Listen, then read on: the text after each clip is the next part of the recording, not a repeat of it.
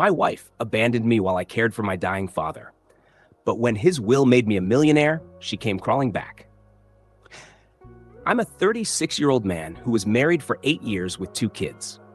On top of that, I'm the only son of my ailing father. My dad has been battling kidney disease for years, but in the last 2 to 3 years, his condition has deteriorated significantly. He now requires dialysis twice a week. In the beginning, he could manage the trips on his own, but over the past year, he's frequently asked me to accompany him. As his health continues to decline, I've taken it upon myself to ensure he's never alone in this struggle. I structured my schedule around his needs. His dialysis sessions are twice a week, Saturdays and Wednesdays. Saturday is my day off, so it wasn't an issue. And for Wednesday, my employer granted me permission to leave early, allowing me to compensate for my work hours later at night. I've been with my company for a decade, and my boss sees me as a dedicated, reliable employee, so making this adjustment wasn't a problem. However, the real challenge was at home, with my wife, Ale, 34F. She was never pleased when I helped my father occasionally, but she kept her discontent to herself. Once I fully committed to his care, she could no longer hold back. She lashed out, saying I was wasting my time because no matter what I did, my father would never truly appreciate me. A bit of backstory. My dad was a successful businessman, running a merchandising company and accumulating significant wealth. He always hoped I'd take over, but I had other aspirations. My passion was technology. I loved coding and software development. So instead of enrolling in business or management courses as he wished, I pursued a degree in software engineering. At first, he accepted it, as long as I still considered joining his company. But after graduating, I secured a position at a well-established tech firm instead. That was the breaking point. He saw it as a betrayal. I was abandoning his legacy to work for someone else. Over the years, he kept urging me to reconsider, but I refused. After I got married, he asked one last time if I would take over the business, and when I declined, he was furious. He declared he'd donate his entire fortune to charity and that I wouldn't receive a single cent. I stood firm. By then, I was financially stable. I had already purchased a car and a home by the age of 29. I was confident I could build a good life without his wealth. I even told him I didn't need his money. From that point on, our relationship soured. 5 years ago, my mother passed away from a heart attack. It devastated my father. I had left home at 17 for college, then later moved into my own place after securing a job. My mother was my father's only true companion, and losing her broke him. That's when we reconnected. I started visiting him more often, bringing my kids along so he wouldn't feel so alone. Over time, he retired from his company and entrusted it to a management trust instead. My wife, Ale, was never particularly close to my parents. While my mother was alive, Ale avoided visiting them, claiming my mom was intrusive and overbearing. When my father disinherited me, she openly criticized my parents, calling them cruel and unfair. I repeatedly told her to stay out of it, that my relationship with my parents was my concern. But she refused, insisting it would impact our future, especially our children's. I reassured her that our family's future was secure with or without my father's wealth, but she refused to accept it. Now, back to the present. When Ale found out I was accompanying my father for dialysis twice a week, she caused a scene. I tried to explain that my dad had no one else. His parents passed away long ago, and while he has an older brother, he lives across the city and rarely visits. After losing my mother, my father became incredibly lonely, and I couldn't bring myself to abandon him in his condition. But Ale refused to see reason. She has since made my life unbearable. Every Saturday, she suddenly springs plans on me, hosting parties, deep cleaning the house, taking the kids on outings, or even something as trivial as a grocery run. I've told her repeatedly that she can schedule anything she wants on Sundays because Saturdays are reserved for my father. Yet, she goes ahead with her plans anyway, then berates me when I can't participate. The same happens on Wednesday evenings. I made a commitment to my boss to make up for lost work hours at night, but Ale deliberately makes it difficult. Almost every Wednesday, she finds an excuse to leave the house, meeting family, catching up with old friends, or attending random social events, dumping the responsibility of caring for the kids onto me. So, after an exhausting day at work in the dialysis center, I come home only to juggle my workload, cook for the kids, feed the younger one, and somehow finish my pending tasks. My father has even suggested multiple times that I let his nurse take him instead, as he sees how overwhelmed I am. He notices how I'm constantly checking my watch, rushing from one place to another, barely sparing him any time.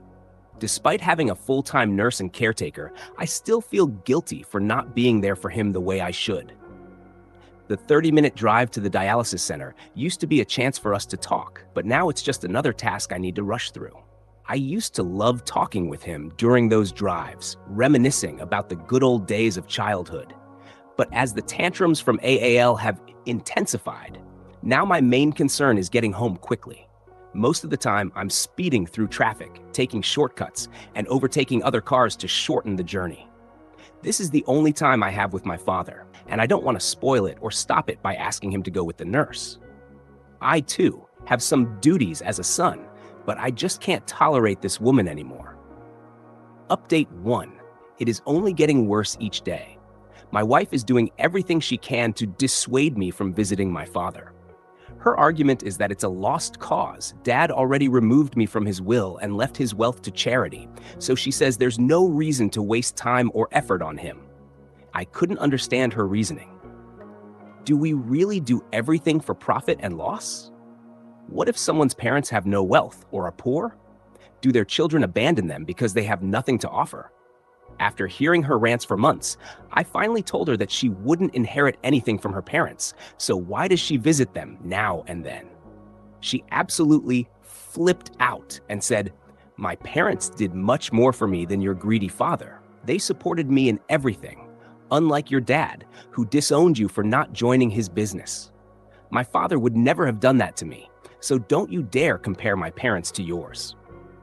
This type of argument has become a regular occurrence in our home, almost every Wednesday and Saturday after I return from dialysis.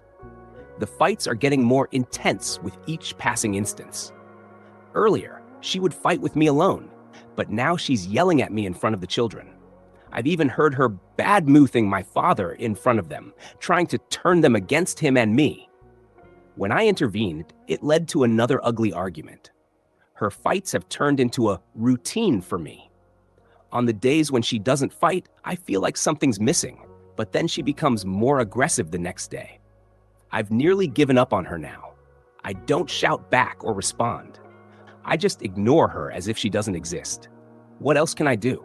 I cannot abandon my father just to please her. I don't care if he cut me out of his will. He did that because of my decision. I refused to join his company, and he was forced to transfer his business to a trust. It must have been heartbreaking for him.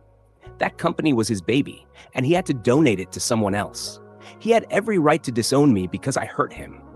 Sometimes I feel like karma is catching up with me for the way I treated him. Meanwhile, Dad's health is deteriorating. He can barely walk and needs assistance to get to the car. To save time, I used to ask him to come outside and wait for me, but now I don't mind being late. I go inside, walk him to the car slowly, and make sure he settles into bed comfortably. He's also struggling with shortness of breath, so I make sure to walk him at a pace he's comfortable with. While driving, I'm careful not to speed or raise his heart rate. I don't mind being late. Rushing home wasn't helping anything. If I have to deal with that nasty woman, I might as well keep Dad happy. My carefree attitude has made things worse, and yesterday she told me I had to choose between her or my father. I tried to explain that Dad wasn't going to be with us much longer, but she responded coldly. In that case, you need to make your choice wisely. Someone who will be with you forever, or someone who's going to die soon. It was so insensitive. I told her, you know what? I'd rather choose my dad over you, who's so evil and selfish towards a dying man. She packed her bags and left, and I didn't stop her. She needed some space, and so did I. In her absence, I've been managing the house, taking care of the kids, Dad, and my work, and I feel so much more relaxed and at peace. Her absence is actually a relief. The day before yesterday, she sent me divorce papers. I was expecting it, but didn't think it would come so soon. I was shocked, but deep down, I felt relieved. I didn't call her. I just signed the papers and sent them back. Surprisingly, she didn't ask for custody of the children, which was the only thing I was worried about. She clearly didn't want them. When she received the papers, she called me, shouting, asking how I could sign them without discussing it with her. Funny, right? Her mother grabbed the phone and shouted that I should have acted like a man and tried to reconcile with my wife instead of just signing the papers. It was hilarious. Why would I do that? She wanted the divorce, so I complied. It felt good to be rid of her without any drama. She said I could keep all my assets, including the kids, as she didn't want any of it. Her mother added that Ale was still too young and she didn't want the burden of raising children. I said, fine with me. I'm happy to have my kids. It's a relief, but I'm still worried about them. They miss their mom, especially the younger one. Managing everything on my own is tough when I'm at the office, but I hope I can handle it. Update 2. It's going to be a brief update. I moved in with Dad, bringing the kids along. It's been a great decision, and I'm thankful for everyone's suggestion. Living with Dad has been good for all of us. He enjoys the company of the kids, and they love spending time with their grandpa. Dad has a full-time caregiver, and I've arranged for someone to help take care of the kids under his supervision. It's the perfect setup. Ale didn't see this coming. She thought I would struggle with the responsibilities of managing the kids, Dad's care, the house, and my work, but everything's running smoothly. I'm definitely winning this situation. The divorce turned out to be the best thing. Update 3. It's sad news. Dad passed away last week in his sleep. He went to bed happy after playing with the kids and never woke up. The doctor said it was a peaceful passing. The nurse, caregiver, and even the doctor said that Dad had been much happier since I moved in with him, and it actually prolonged his life. He had been so close to giving up before. I relocated, and it is truly heart-wrenching to lose the only parent I had. However, I take solace in knowing he spent the final months of his life content. My children are also deeply sorrowful over his passing, but Dad instilled valuable principles in them. They often recall how Grandpa used to teach them to accept things as they are and move forward. Life doesn't wait for anyone.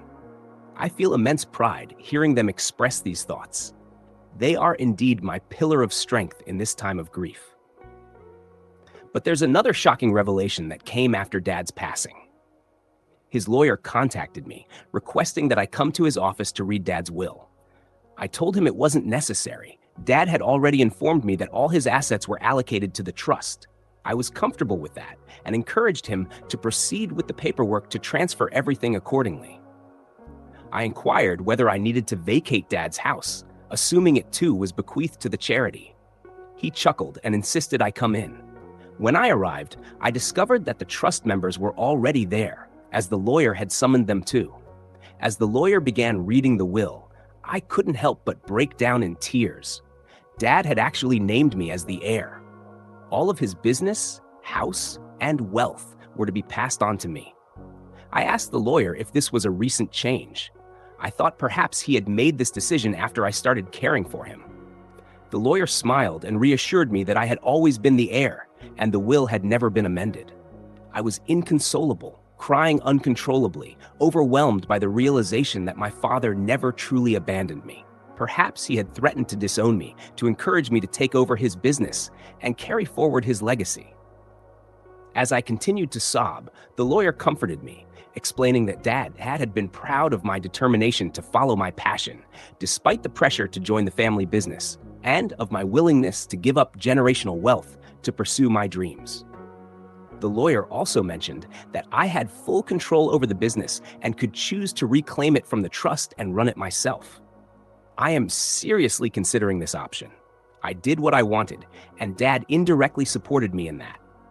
Now, it's my time to repay him. I'm contemplating taking the business back from the trust and growing it to the level Dad had always envisioned. When I returned home, I shared the news of Grandpa's will with my children.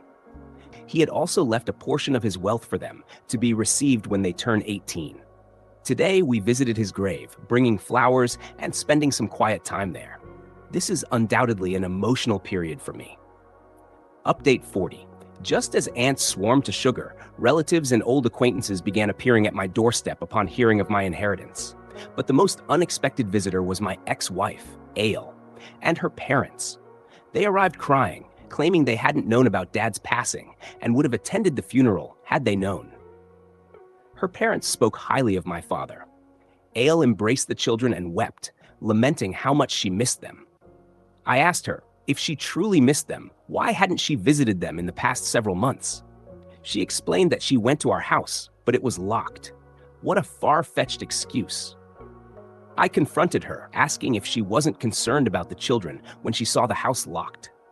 Didn't she think to reach out to me and make sure the kids were okay? She had no response. Her parents suggested we put the past behind us, now that my father had passed.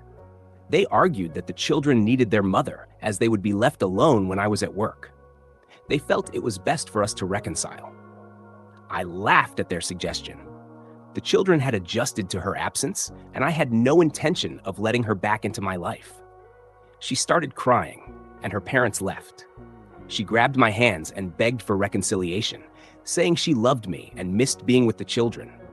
I laughed again, telling her that it wasn't love she felt for me.